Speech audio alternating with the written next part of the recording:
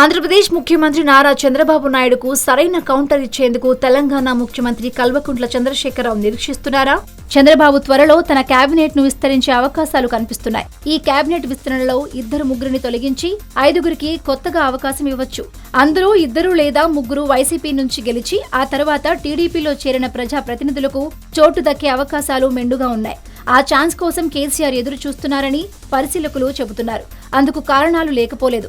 2014 సార్వత్రిక ఎన్నికల్లో తెలంగాణలో 15 మంది టీడీపీ నుంచి గెలిచారు. వారిలో 3 మినహా 12 మంది తెరాసలో చేరారు. అందులో తలసాని శ్రీనివాస్ యాదవ్ వంటి వారికి మంత్రి పదవి కూడా దక్కింది. ముఖ్యమంత్రి సూచించిన వారిచే మంత్రిగా గవర్నర్ ప్రమాణ స్వీకారం చేయిస్తారు. అయితే రాజకీయం విషయానికి వచ్చేసరికి నైతికంగా అది సరికాదు. తలసాని శ్రీనివాస్ యాదవ్ వంటి వారికి మంత్రి పదవి ఇవ్వడాన్ని తెలంగాణ టీడీపీ నేతలు రేవంత్ రెడ్డి తదితరులు చాలాసార్లు ప్రశ్నించారు. టీడీపీ నుంచి గెలిచిన తలసాని వంటి వారికి కేబినెట్ లో ఎలా చోటు కల్పిస్తారని ఏపీ సీఎం, టీడీపీ జాతీయ అధ్యక్షులు నారా చంద్రబాబు నాయుడు కూడా ప్రశ్నించారు.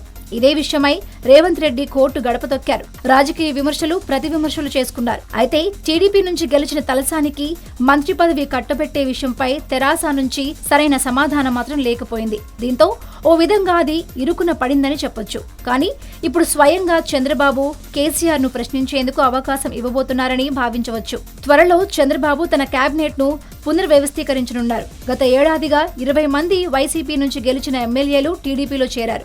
వారిలో 2-3 మంత్రివర్గాల్లో చోటు కల్పించనున్నారు. ఇప్పుడు ఇదే అవకాశం కోసం కేసీఆర్ ఎదురు చూస్తున్నారని అంటున్నారు. తద్వారా ఇన్నాళ్లు తనను ప్రశ్నించిన టీడీపీకి సరైన కౌంటర్ ఇస్తానని అంటున్నారు. ఇన్నాళ్లు తమను ప్రశ్నించిన చంద్రబాబు ఇప్పుడు ఏం చేశారని, వైసీపీ నుంచి గెలిచిన వారికి ఎలా తన మంత్రివర్గంలో అవకాశం కల్పించారని తెరాస ఎదురుదాడి దిగేందుకు సన్నద్ధమవుతుందని అంటున్నారు.